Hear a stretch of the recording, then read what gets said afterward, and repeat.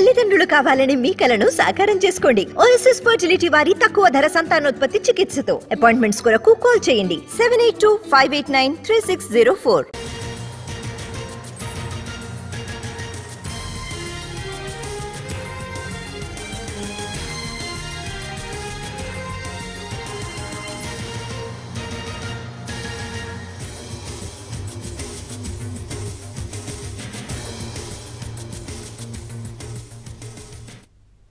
సింగరేణి ఎన్నికలకు సర్వం సిద్ధమైంది. రేపు ఉదయం 7 గంటల నుంచి సాయంత్రం 5 గంటల వరకు పోలింగ్ జరుగుతుంది. బ్యాలెట్ పద్ధతిని ఎన్నికలు నిర్వహిస్తున్నారు. రేపు రాత్రి 7 గంటల నుంచి ఓట్లను లెక్కిస్తారు.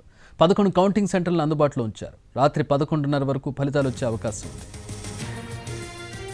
సింగరేణి వ్యాప్తంగా 86 పోలింగ్ కేంద్రాలను ఏర్పాటు చేశారు. మొత్తం 39,809 మంది ఓటర్లు ఉన్నారు. కార్పొరేట్లో 1,191 మంది, కొత్తగూడెం ఏరియాలో 23,031 మంది, ఇల్లెందులో 613 మంది, మణుగూరులో 2,452, రామగుండంలో 5,404, రామగుండం 2లో 3,557, రామగుండం 3లో 3,884, భూపాలపల్లిలో 5,395, బెల్లంపల్లిలో 998 మంది, మందమరిలో 4,838 మంది, శ్రీరాంపూర్లో 9,199, నైనిలో 4 ఓటర్లు ఉన్నారు.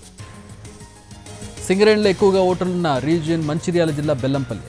శ్రీరాంపూర్, మందమర్రి, బెల్లంపల్లి ఏరియాల్లో 14,985 ఓటర్లు ఉన్నారు. దాదాపు 7 ఏళ్ల తర్వాత జరుగుతున్న సింగరేణి సంస్థ కార్మిక సంఘం ఎన్నికల ప్రచారం హోరాహోరీగా సాగుతోంది. దాదాపు 13 గుర్తింపు పొందిన సంఘాలు ఎన్నికల్లో పోటీ పడుతున్నాయి.